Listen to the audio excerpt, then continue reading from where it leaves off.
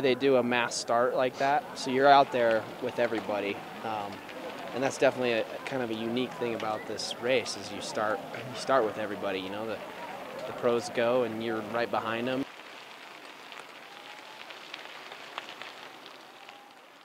The thing that's challenging about this course is you're constantly pedaling.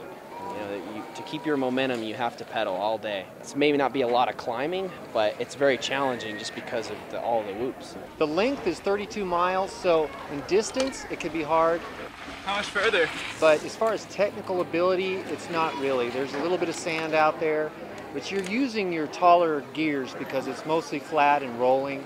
So, no, I wouldn't call it hard technical. I'd call it hard on the endurance side.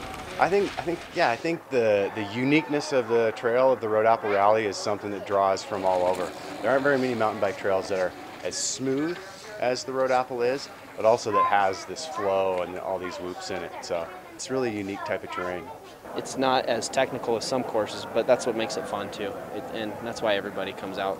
It's a great course. You know, it's been here forever and everybody enjoys it.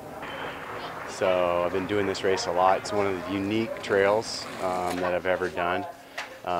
Really flowy, a lot of whoops, that desert riding. Its overall speed is high. We averaged over 16 miles an hour today. So for a mountain bike race, it doesn't get much faster than that. It's a pretty unique track, I'd say. I have not really raced anything else like it because it is fairly flat, but it's also hard because you're going so fast. So the corners are hard and you're gassed the whole time. There's nowhere to really recover. Where it's flat, it's hard because you have to pump through the whoop sections, and then the climbs are hard, and then it all builds on itself. So you really have to kind of meter your effort because if you go too hard, there's not really anywhere to recover and come back. Here you have some wind to factor in and some road sections. So today was kind of tactical. You know, I would get a little gap, but then Travis would close it, and then I would try and get him to come through, and so I wasn't pulling into the wind and stuff. So it's a fun race, it's a tactical race, it's a fast race, it's a challenging race. It's all those. And then we have locals here in Farmington and in Durango, Colorado, that come down only 50 miles away and do one more race before ski season or, you know, cross-country ski season hits when the snow hits. But we certainly have beginner, sport, expert, pro levels of racing out here as far as distances. So even the beginners have a great time. They're out there for 30, 45 minutes and get done. And it's challenging for them, but we don't make them do the same route as the pros do, obviously.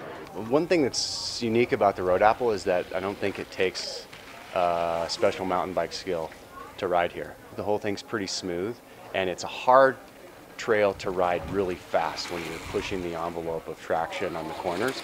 But if you just slow down a little bit, it's a really benign course, so it is good for beginners.